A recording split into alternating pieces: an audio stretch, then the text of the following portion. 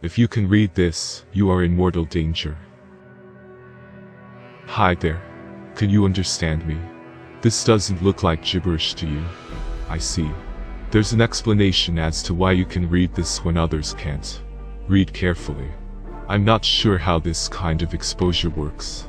So if you're reading this, you're gonna have to be very careful and don't let your mind wander.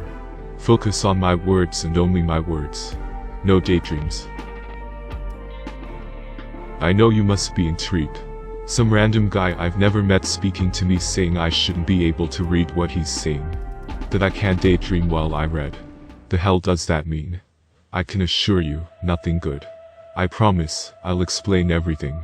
I need to give you the full context so you can understand why I'm writing this.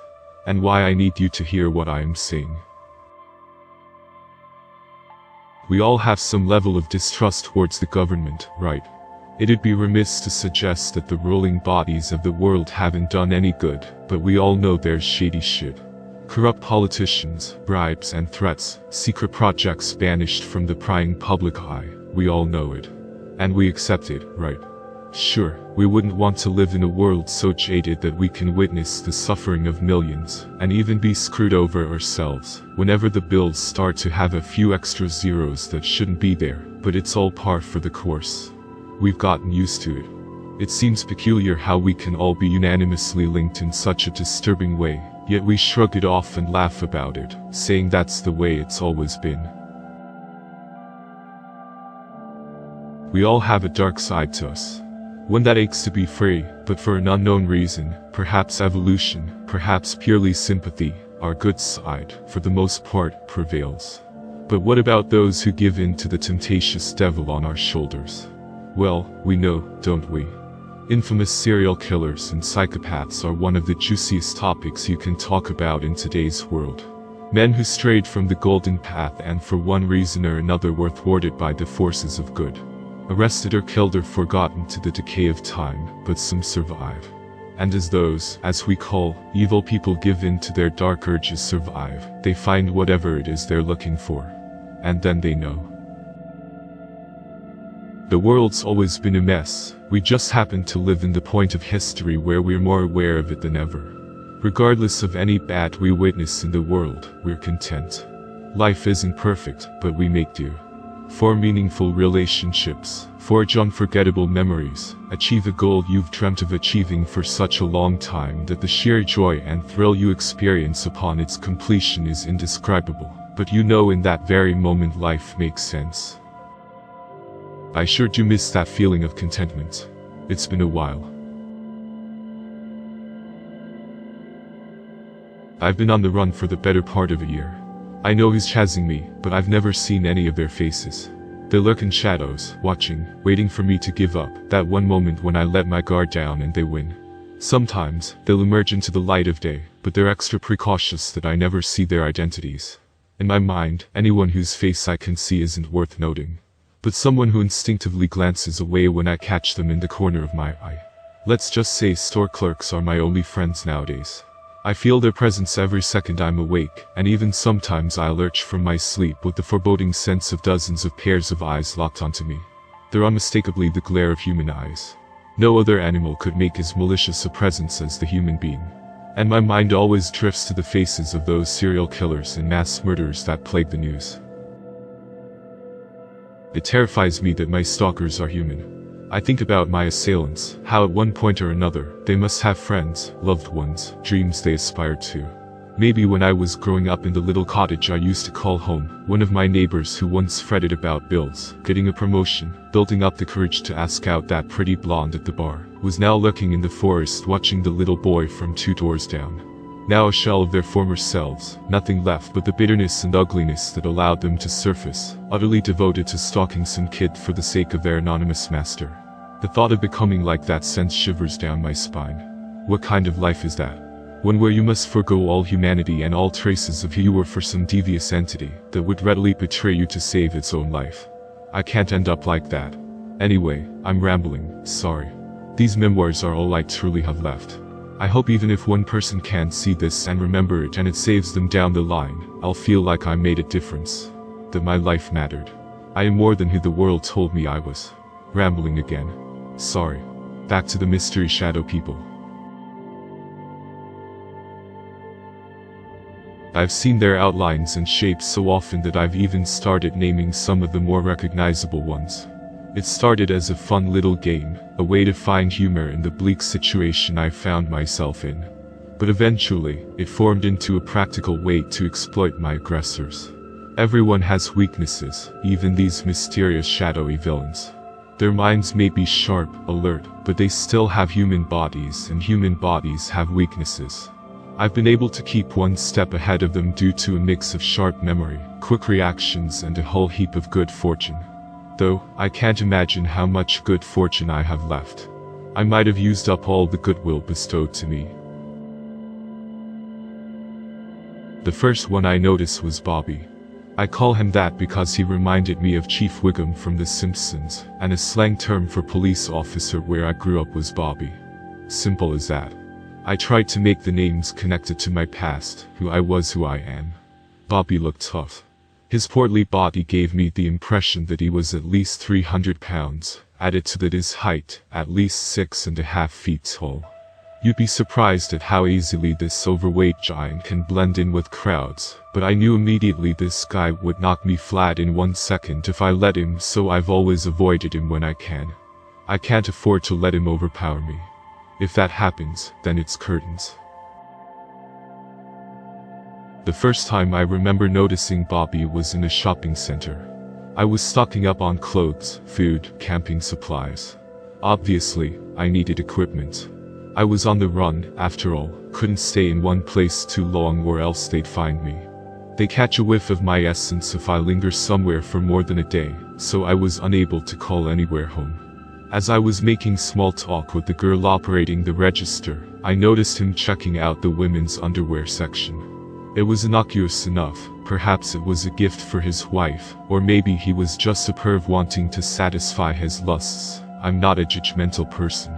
It was a slight glance, the kind you do when the conversation turns stale, which unfortunately it was. I was in no real mood to chat up a retail worker. God knows they have enough on their plate, without having to deal with my pitiful attempts at flirting. I just happened to notice the guy standing there, and my brain made an unconscious imprint of it.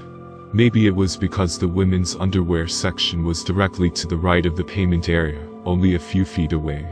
Or maybe it was because he gave off that aura. I had to train myself not to be suspicious of everyone I saw, but sometimes my radar would go off. But I brushed it off. I told myself if I thought I saw someone a second time, I'd get a little bit closer to check. But only a little bit. I couldn't risk getting too close. Lo and behold, 5 minutes, the same guy in a completely different store. The shopping mall I went to is adjacent to one of those long streets filled with stores and street vendors. I had no need for research. I already knew exactly what I needed and where to get it from. I made a beeline for it straight after my purchases at the mall. I needed some tools, Swiss Army knife, lighter, generic survival gear, so I made my way to a Navy surplus store. It took me about 5 minutes to race walk it since I was in a rush, and I wanted to get away as soon as possible. When I made it to the store, he was already there.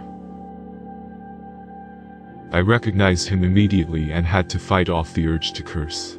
I was still in a rush to get all my stuff and get away from the public, but I knew I had to be wary of him.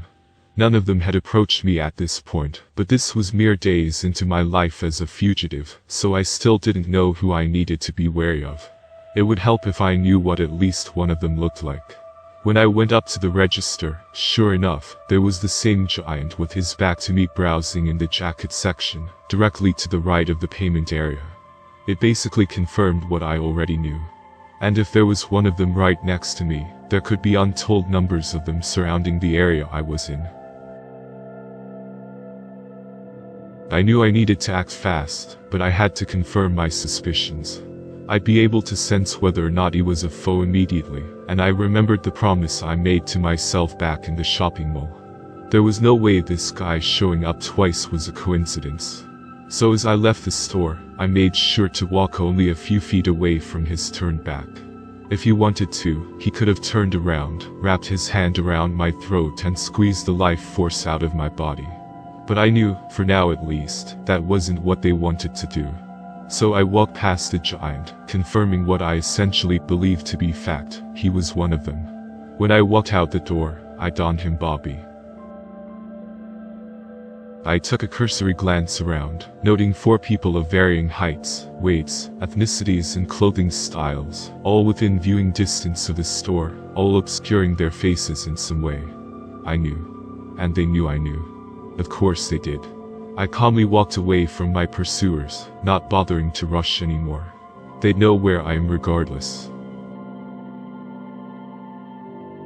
I could go into so much more depth about these people, but I assume you already get the gist. Over time I became much more aware of who was stalking me than usual. Before, I would have to see the person and get within relatively close contact with them. But now, I can sense their presence almost a mile away. They must be able to do the same for me, so I don't bother with hiding in the woods anymore. If they want me that badly, they know where to find me. I can say that not a lot has happened in the year since my life completely collapsed. But I feel the excruciating details aren't necessary. Mainly because I only want to tell you what you need to know. This will all be relevant to you eventually, like it or not. Moreover, I don't like to elaborate on all the minute details. I've learned to stop fixating on them, only care about what comes at the end. I wanted to write about Bobby first so you know to watch your back. Now that you've read this far, they most likely have you in their sights by now due to your affiliation with me. It doesn't matter that you don't know me, that you've never met me or even know my name or what I look like, they sense it. It will be soon, but I'll tell you what must come next in a little while. First, I believe it pertinent that you know about me. You must know my story. Only then can you truly understand. I'd always been a curious guy at heart. You'd see a phone, I saw the complex mechanisms that give it life, the wires, the circuitry. I suppose I'd always wanted to know the answers behind everything. Why things are the way they are. My mindset ever since I could think was, everything can be explained, in one way or another. The end product never interested me as much as the steps it took to create it. I was the true embodiment of it's not about the destination, it's about the journey. To that end, I love the internet. How could you not? Answers mere seconds away. Any query I needed, I could just type a few words, and my answers were solved. It was bliss. My wealth of knowledge expanded beyond what I thought was possible for human limits. But I admit, I got addicted. It's like when you take a drug so often, you need to take more of it to feel the effects.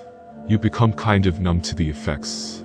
I got bored finding out the answers to mundane and trivial questions, how a TV worked, how you can talk to someone on the other side of the world, voice activation systems. Such technological advancements that used to thrill and fascinate me became standard and boring, and I could hardly muster the effort to even type such dull words into my laptop. So I delved into darker stuff. Tried to play amateur psychologist and deduce why some of history's most feared psychopaths and serial killers did the things they did. In order to fully understand it, I had to know everything. I needed all the evidence. Eventually, I had thousands of images and videos saved onto my laptop, all sick and twisted in nature. Mutilated corpses, dudes in dingily lit rooms fucking animals, maybe sometimes a mix where the dude would decapitate a woman and stick his penis in the gap where her neck used to be. And though I look back now, disgusted and ashamed with the callous nature of my actions, the fact still remains. I enjoyed it. Some twisted part of me knew I had lost my reasoning for perusing such vile material long ago, and my years of obsessing over every detail had stripped away every decent aspect of my personality. I told you I didn't care about the end product. But I know now that I should have. Maybe I would have considered it more thoroughly before clicking on that link. I'd been one of the Darkweb's most fervent users for at least 6 months at this point, and I was desperate for more. I had convinced myself that the world had nothing left to offer me. That I knew everything there was to know. I would browse the same few forums, checking for new posts and updates, hoping for some new repulsive image or story that would make me squirm with delight. It was then I had noticed one of my most frequently visited pages had seemingly been deactivated. My screen, which would normally be flooded with the kind of gore and perverted discourse I had grown accustomed to, now only projected an inky black pool of nothingness. I was enraged. I was tempted to launch my fist straight through my computer screen, uncaring of the damage to my laptop nor my own hand. However, a calm voice spoke in my head. Its words were completely foreign to me, complete gibberish in my own head. But its soothing tones and delicate expression made me trust it. I hadn't even considered the fact it wasn't my own internal voice. Its irresistible lull was all that I could focus on. It was in my stupor that I noticed my mouse was poised on screen like it could click something. But spamming the left click yielded no response. But I was no longer enraged. I was calm and collected, as the voice spoke again. This time, I could hear distinguishable words, nothing that really made sense individually. But hearing each word I could glean what I needed to do. Could hardly contain my smile. This wise entity was leading me on the path I had been searching for. It was a puzzle for only the worthy, only those who could decipher the sparse clues given to them. Black. Obviously referring to the blackness of the screen. Not. The black is a disguise. Something different was there, not visible. Opposite. What's the opposite color to black? White. Easy. Click. Something will be on the screen once I turn it to white, and I need to click on it. No. Everything. Those two words were the only ones I could sense belonged together. The only words were fragmented, clearly part of their own separate sentence. No, everything. It was fantastic. It was the only thing I ever wanted. And here it was, presented to me, beckoning me to explore. I don't know why I felt so compelled by the voice or how it got into my head in the first place, why its language was foreign to me at first. The only thing I was sure of was that this voice was right. And the pieces were in place for me to accomplish all I'd ever wanted. I could barely grip the mouse with my shaky hands, and my breath was rattled and harsh. It was only then I realized I had been holding my breath that entire time, and I was on the verge of passing out. However, I shook off these bodily weaknesses. In my mind, it was quite obvious that my body would be in shock, but my mind is fresh, sharp as a tack, and eager to follow the commands of the calm, disembodied voice. I turned the blackness of my screen into a gleaming white, so bright that I had to shield my tired computer-worn eyes for a moment. I glimpsed at the similarly pitch-black sky of the night, and marveled at the full moon hovering proudly in the air, the same color that my screen now emblazoned. When I turned back to my screen, a single line of text decorated the screen, colored in black font. A simple trick to hide text on a computer screen. But I was unsure why the link did not work until the screen was switched to white. I shrugged at my unanswered question, knowing it did not matter in the long run, seeing as I was about to know everything anyway. I gripped my mouse and hovered over the link. It was a string of jumbled letters and numbers, the same as any other hyperlink that exists on the internet. I took a deep breath, excited and simultaneously anxious for what awaited me beyond this one click. I steeled myself and clicked.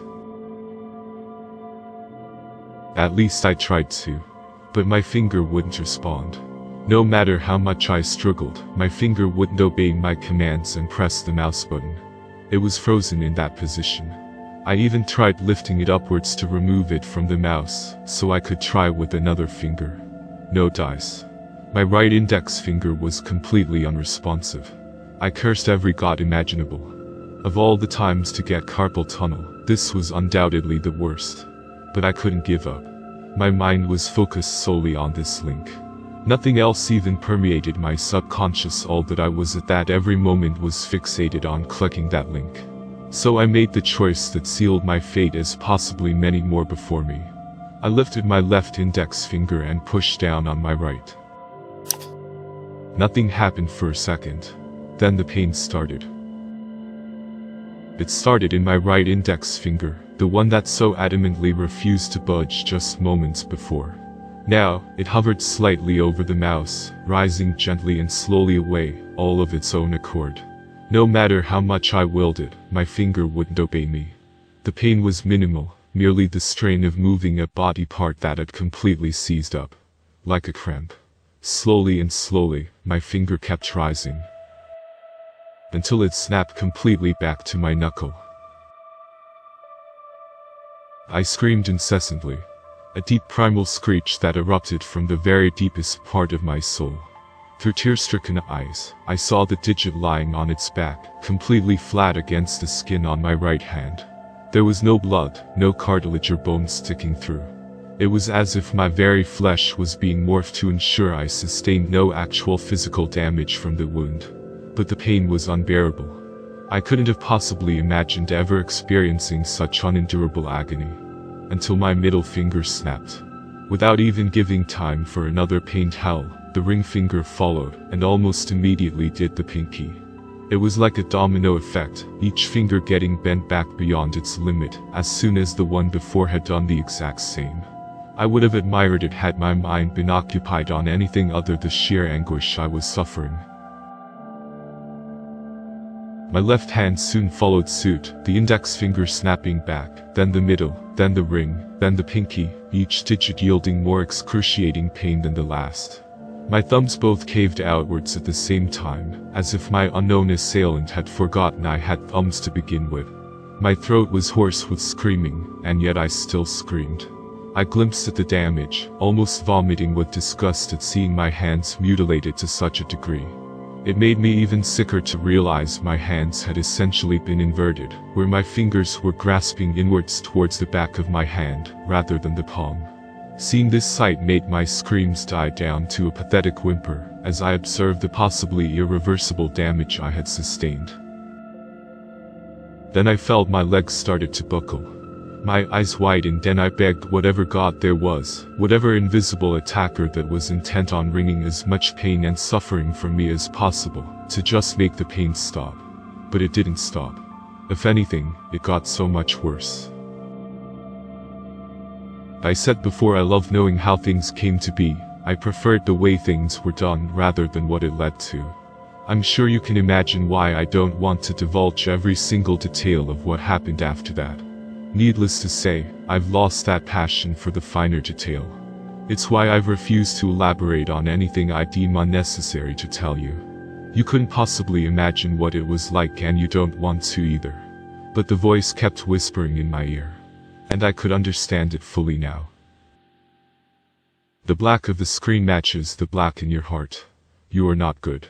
And deep in your heart, you cannot deny your true purpose, even if the opposite tugs at your heart like a starving puppy. Click on the link you see, and you will know. Everything you know will burn. I was aware of time passing. The internal clock of my computer slaved away diligently in reminding of how little time had passed in reality, whilst my entire body contorted and bent in ways I couldn't even begin to describe. But time did pass. Seconds, minutes, hours, days. I spent 3 full days on the floor of my one-bedroom apartment, shrieking with unconveyable suffering whilst my body popped and snapped and groaned, never shedding a single drop of blood or piercing a single inch of skin. I felt everything. I knew everything. My torment had opened me to a whole new universe, one which ordinary people cannot see. One where all the secrets are known and no one thinks. They only speak because there's no need to have internal thoughts because everyone already knows. They all know. We all know. I saw planets converge and I saw their genesis, their entire lifespan and their extinction at the same moment. I witnessed every living being on every conceivable habitable body. Their hopes, their fears, their dreams, the ones they loved, the ones they lost, their final breaths and journey into the beyond. I knew the lives of everything and everyone around me knew the lives of everything and everyone. We were all one, the same body, the same mind, nothing different, every detail of our thoughts and loves and hopes and fears mingling together in one perfect entity. We are one. We are everything. Only those who have suffered as I have may see it. And I'll be honest, it was kind of underwhelming. I'm sure I've lost you at this point, and that's okay. Only those who witnessed what I did and experienced what I did can truly understand me. And I cannot truly apologize enough.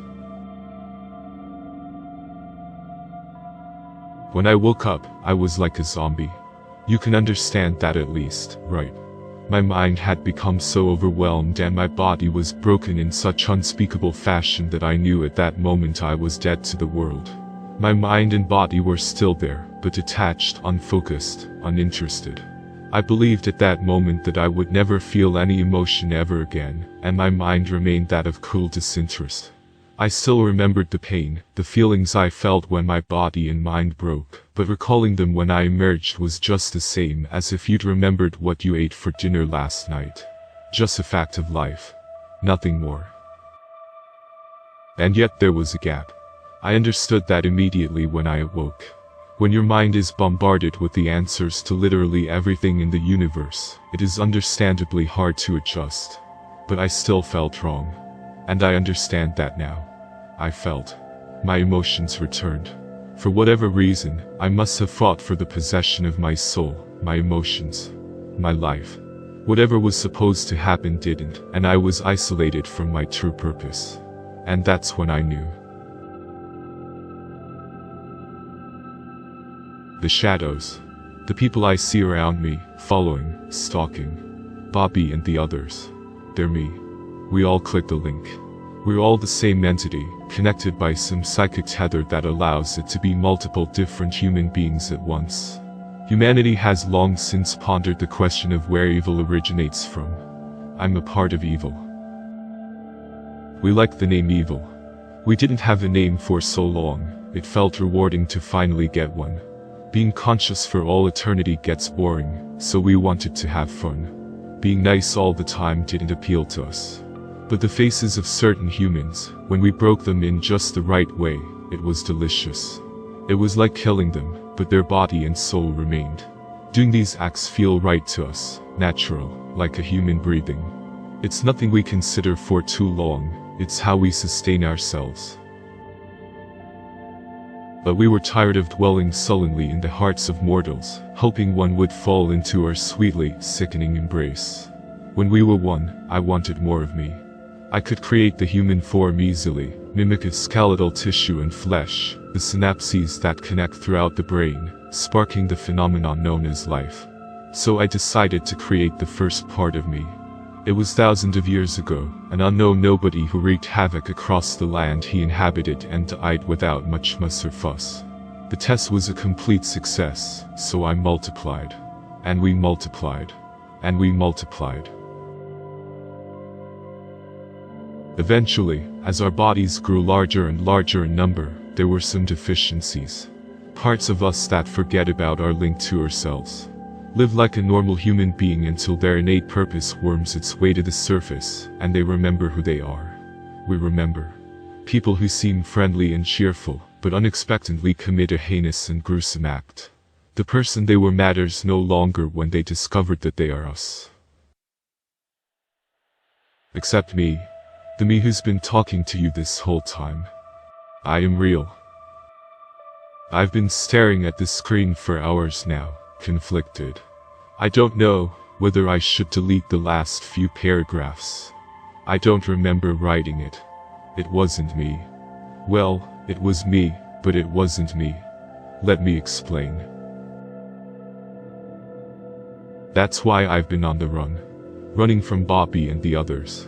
They aren't covering their face to hide from me. They want me to know. They're trying to coax me back to join evil. But I don't want to. I want to live as a person. I want my fears and thoughts, and loves and dreams to be real. I want to live with the consequences of my disgusting actions and seek atonement, not revel in them, and aim to do worse. I told you I was like a zombie, but I changed. Back into what I was. Who I was. I'm the person I used to be. And I want to stay that way. But I can't fight evil alone. I need an army. You are a part of evil. Just like me. But you haven't realized it. But one day, you will. You'll find yourself succumbing to those irresistible dark urges, and somehow you'll find that link, and then you'll click it, and you'll be just another enemy for me to face. But you can fight. I did it, so you sure as hell can. I don't know if telling you straight up that you are part of evil will trigger your realization, but I'm hoping it doesn't. If you're still aware of who you were, who you are, you have a chance. It will be painful, excruciating, but it will happen regardless. Eventually, in your life, you will experience the realization, perhaps evil will find other ways to entice his parts to come back to him, so it may not even be the link that I found on the internet. But when it does, when you know you are suffering the most soul-wrenching agony you've ever felt, remember this story. Remember me. I fought and I won. I am still who I was before. And you can be as well. No more dark side. You have a choice. Please make the right one. Good luck.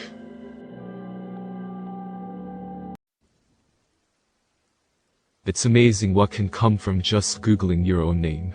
It can even manage to be the biggest mistake of your life. The internet is both a wonderful and heinous creation, a vast digital landscape compiled of untold gigabytes of information. The trouble is, once you really go looking, you never know what you might find on there. I admit fully to being a child of the internet, being one of many who were exposed to it at a young age and grew with it over time, from clunky internet connections to slick smartphones and touch screens, technology that would have been nothing short of futuristic to my 8-year-old eyes, when I had first sat behind a computer. It was 11 years ago that I accessed the internet for the very first time. Up until that point, I thought I could deal with anything that I could encounter on the internet. But I admit that the internet isn't as wonderful as I seem to make it out to be. There was the only discovered underbelly of the internet, the dark web, which I, along with everyone else, was, thankfully, only vaguely aware of, along with fetish websites and other kinds of debauchery, over the years. I've been exposed to things far beyond my age range and understanding. Probably everyone has at one point in their lives, has seen something either weird, horrifying, or both on the internet. Sometimes that trauma can linger in the back of your memory, even when you think that you've triumphed over it. This was something altogether different for me. It was out of a mixture of millennial boredom and slight egotism that I searched my own name online. I had done it before, and expected the results to be no different. A few obituaries, maybe some other people that shared my name, or had been born around the same time as I was. You know, the usual results that one who expect to get when they search their own name. As I scrolled down the page, there was one result that caught my eye. www.birthlog.com. There was no description for below the link, just a simple website domain, sitting amidst articles and obituaries. I found myself intrigued by the shortness of it, of the mystery that seemed to lurk behind it. But at the same time, I found myself equally intrigued. I thought that it might be a website that compiled birth dates or medical records. So out of curiosity, I decided to click on it. The front page that greeted me after the short load time was not what I expected. The design of the web page was simple to the point of being unappealing. It was just a completely black background, save for some small red text in the center of the screen. As I scrolled downwards, I realized it to be a set of 8-digit codes, each uniquely numbered, stretching down almost endlessly. To be honest, it took me aback a little. I wasn't expecting something so simple to have such an amount of text. It had been the most I had ever seen on a website, and I was almost afraid that I might crash my computer. I found my interest hovering over one such line, 03021998. As I roved the cursor over it, I realized that it was a link to another page. I soon realized that all the other lines of numbers were to separate pages, each assigned to that individual line of code. Of course, I could have clicked on any other available one of them, but it was that order of numbers that caught my attention. There was something almost familiar about the number jumble I had found. After hesitantly clicking on the link 03021998, it directed me to a white web page with a single video in its center. I suddenly felt a little anxious about playing the unmarked video, with no prior knowledge of what I might be in for. I was afraid that it might be just another screamer prank, or even worse, some twisted porn video. However, just as I was about to close the window, the video began to play by itself. The video itself was shot in black and white from what looked like a security camera feed. It was completely silent. It was filming what looked like a sterilized operating room, where a figure was lying on a gurney in the center of the room. A closer look revealed that the figure was a woman, dressed in a pale hospital gown, who was strapped to the gurney by her hands and ankles. But this wasn't just any woman, she was heavily pregnant, the swell of her stomach visible through the trailing folds of the gown she was wearing.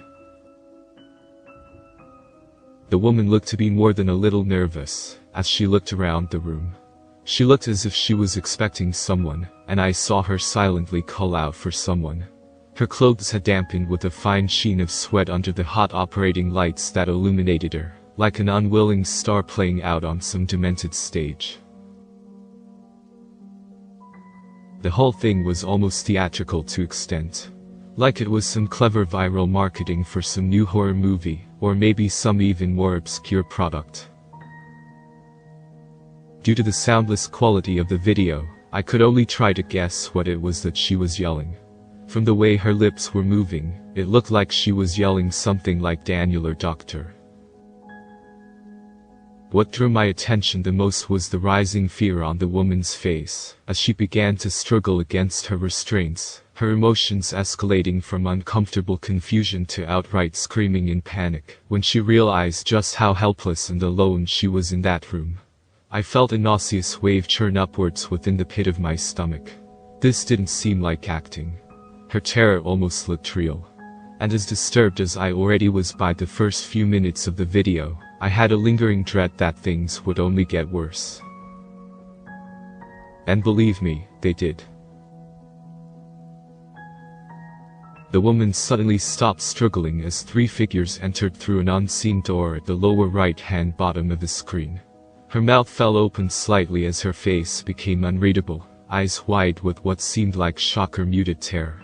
I almost followed suit when these three new characters shuffled into the center of the room on screen. They were of varying heights and dressed in plague doctors' outfits. I had never seen plague doctors' outfits outside of history books on the Middle Ages, or movies.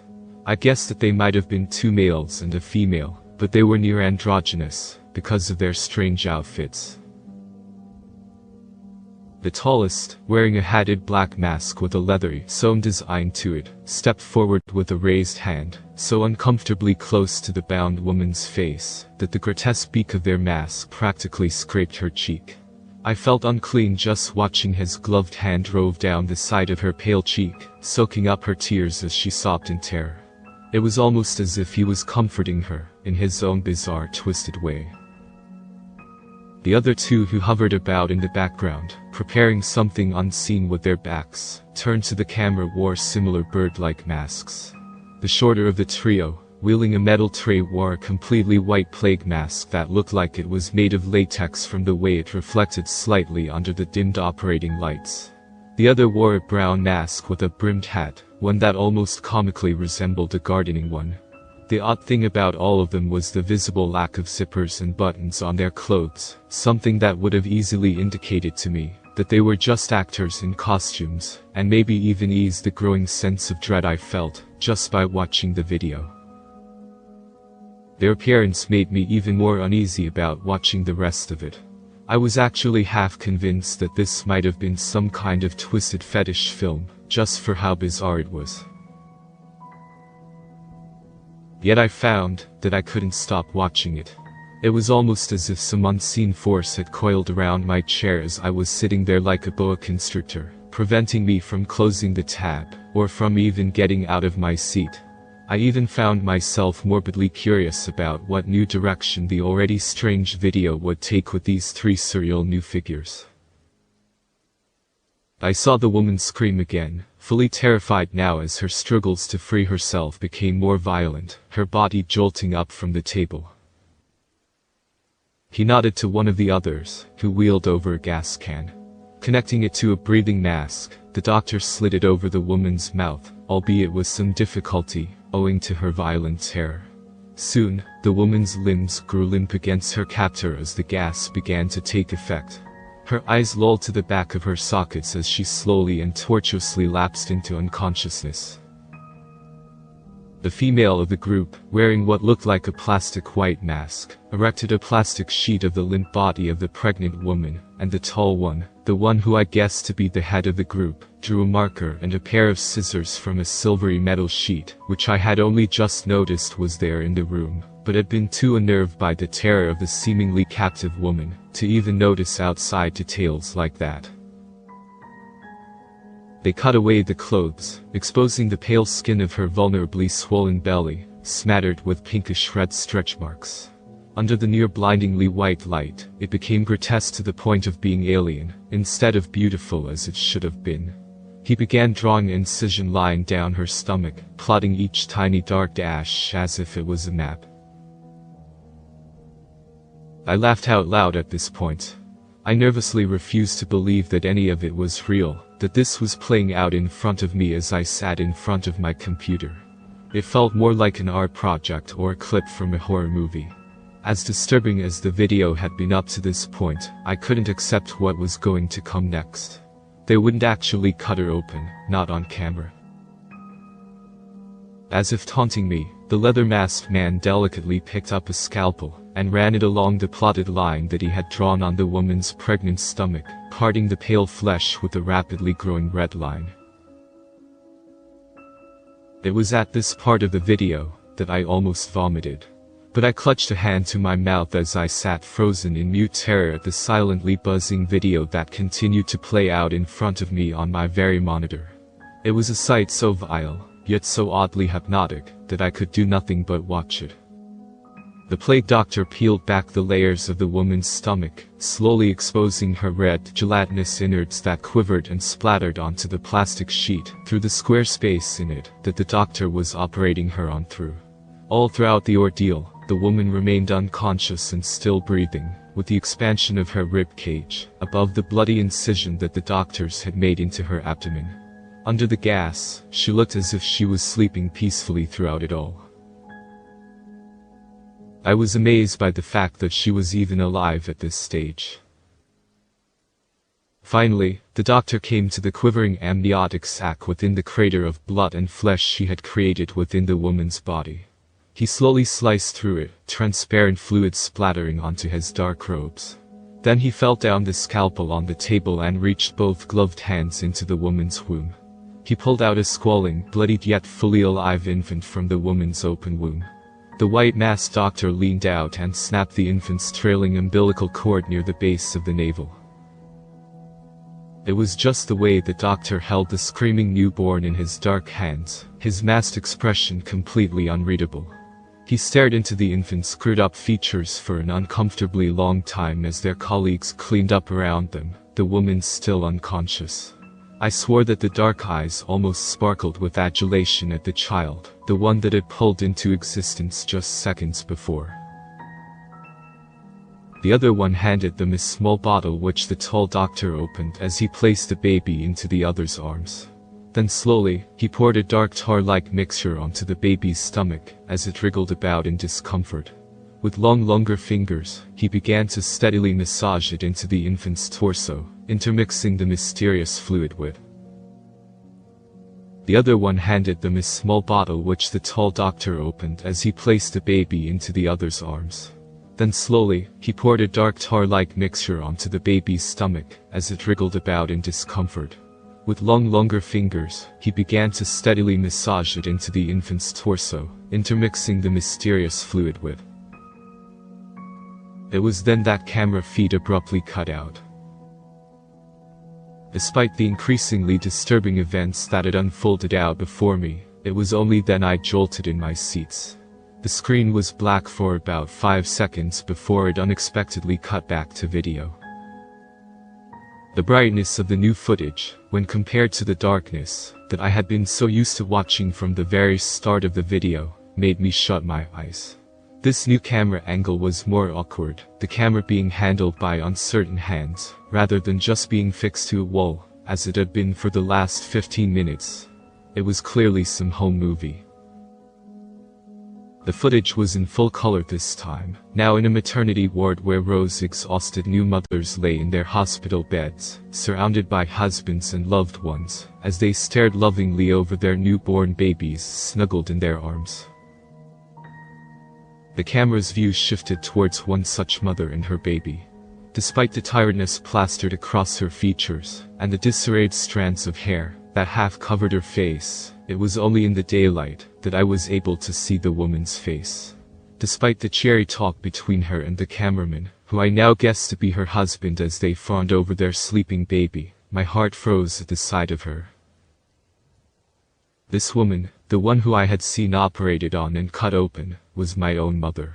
Despite her womb being cut open, and her baby being pulled out of her, she was smiling like nothing was wrong.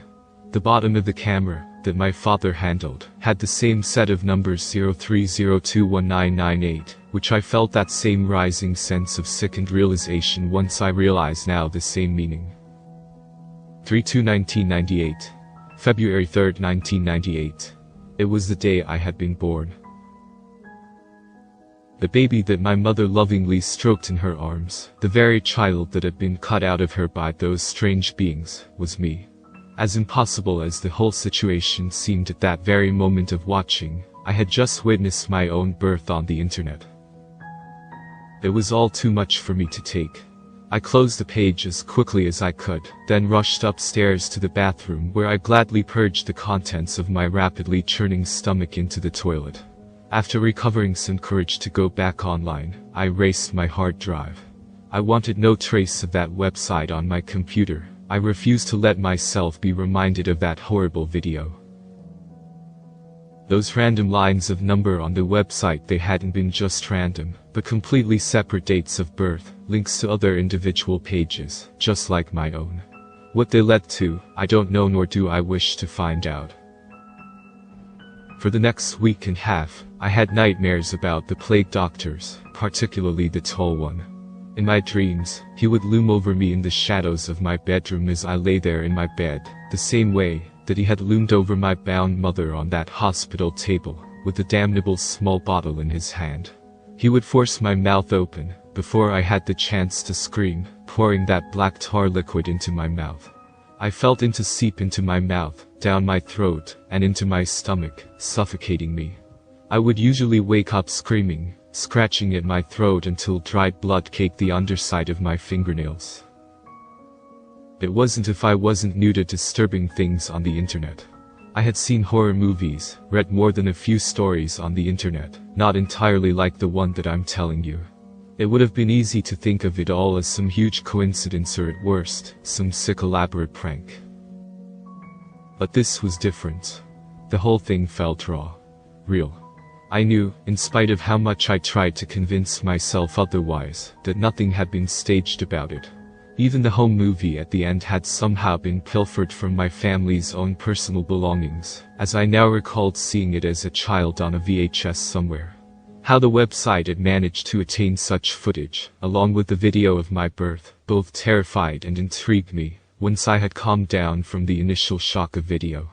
Despite reason screaming at me for doing so, I knew that I needed to find out more about birthlog.com, the identities of the mysterious masked doctors, just why they had done such a thing to my mother, and of where I had truly come from. Knowing seemed to be the only catharsis for what I had witnessed. As if just affirming that what I had seen was indeed real would somehow cleanse it from my memory, and perhaps even finally get the nightmares I was having to stop. I nervously asked a few more technically minded friends if they had ever heard of a website called Birthlog. They had shaken their heads, and after a few searches on the internet, turned up nothing. Not even on the Darkweb, which one or two of them were actually brave, or foolish, enough to frequent. There was nothing. Absolutely nothing. It was as if all traces of it had been purged from the face of the planet. Eventually I gave up asking them. I decided then and there that the only other time I ever wanted to see that plague doctor again was in my own nightmares. I never spoke to my mother directly about it, for fear of bringing up any hidden memories within her psyche, but I did inquire about the exact circumstances of my birth with her, as way of working around the subject. What hospital was I born in, at what time, and how was I delivered? This last question made her raise her eyebrows slightly. She admitted that my delivery had been a difficult one, and that the doctors had given her a cesarean. Apparently my umbilical cord had become entangled around my neck during delivery, and cutting open my mother's womb and removing me was the only way to save me from potential strangulation. My mother's eyes seemed to glaze over with memory. Even though she smiled, there was a trace of fear on her face. She seemed almost lost in a trance as her features scrunched up, trying to remember. But it was as if she was desperately trying to remember something, but had found the clarity of what had once been vivid memories suddenly fogged over. I watched with a burning dread in my throat, remembering the plague doctor's slow sedation of her. She shook her head, trying to shrug off what she thought was just forgetfulness. But I saw the smile she wore was only for me, her expression more unnerved than she had been just a few minutes ago. I still have the scars, she sighed mirthfully, but it was all worth it to have you. My mother then smiled up at me, like nothing had ever been wrong. That was the last time I ever discussed the circumstances of my birth with her. Take this as a cautionary tale if you will. I still have no idea what the hell to make of it, but I prefer not to think about it now. The scars of the videos still run deep through me, engraved into my very consciousness. I know that I can never forget the trauma of what I now know, but try to live with it every day. I've never been one to preach about anything, but I think it's advisable not to dig too deep while searching on the internet, because you can only dig so deep before you uncover something that you know you were never supposed to. Believe me, I know. And I'm trying very hard to forget.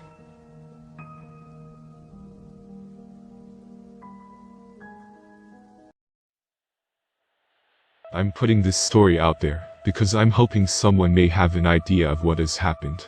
First, I am curious about the ability of music to make one physically ill or manipulate someone subconsciously. But even more, I want to know why it occurred in this case. It all started with a birthday gift.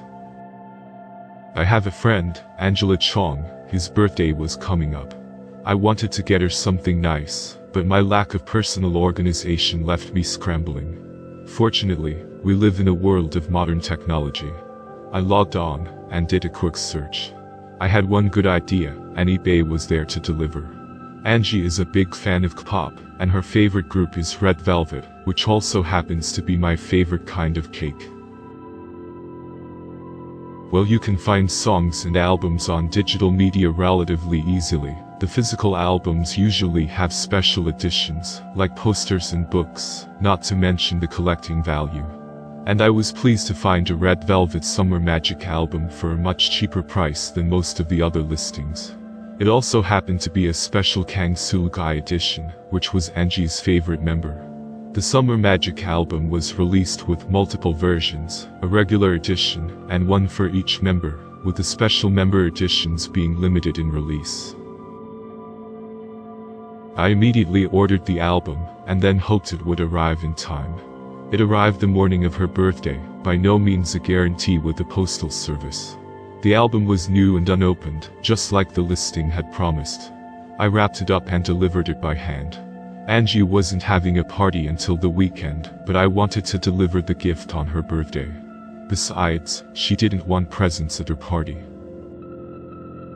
She was quite happy with the gift, so happy she hugged me, which meant she was very excited. Happy that the gift had been so well received, despite nearly forgetting to do anything at all. I returned home with a light step and played video games till late. The next few days I didn't have much contact with Angie, but arrived at her party ready to play games and get hammered.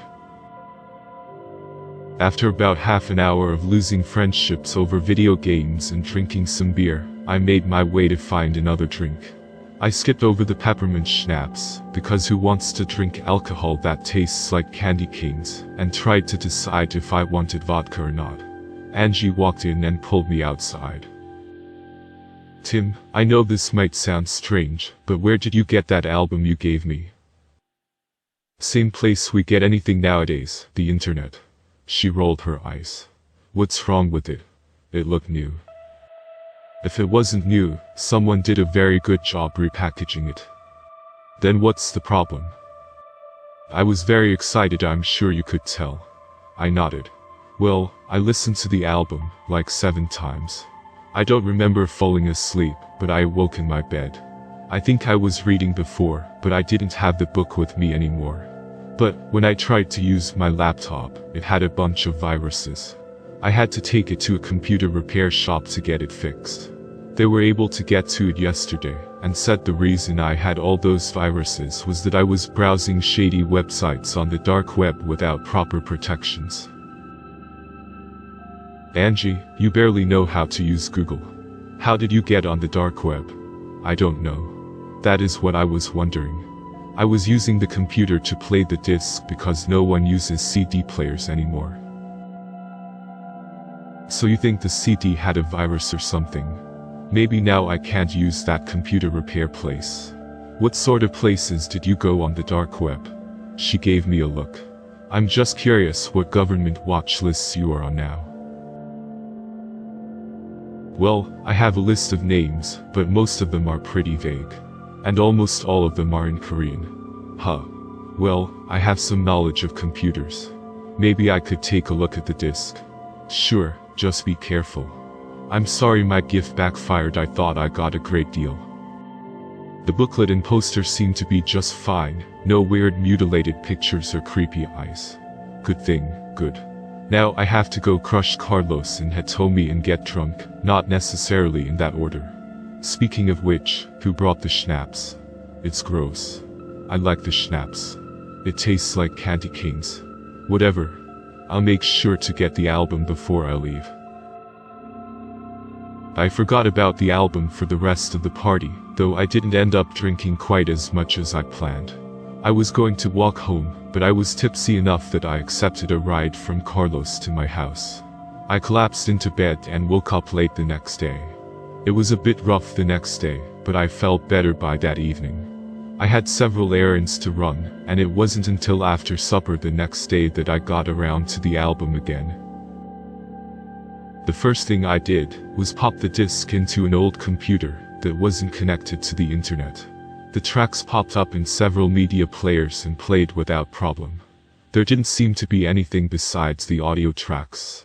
I moved the disc to a newer computer that was connected to the internet, and there was still no virus or strange effect. I ran the tracks through a few programs, and didn't notice anything. Having reached the end of my abilities, I decided to ask a friend of mine who did a lot more audio mixing and computer stuff to look into the disc. He agreed to pick it up the next day. There is something else I need to get off my chest. I'm not really a pop fan, though some of the songs are pretty catchy. But listening to the tracks trying to figure out what was going on, I started to enjoy them. I put the disc into an old CD player that was still kicking around and put it on repeat, and then got to work on my other hobby, painting miniatures. I got deep into the painting, and before I knew it, several hours and a good many repeats later, I woke up in the bathtub. It was a surprise to me too, though I have blacked out drinking at least once. It felt like that, and not only because of the vomit all over me, and in the toilet, and on the kitchen floor. I felt very sick.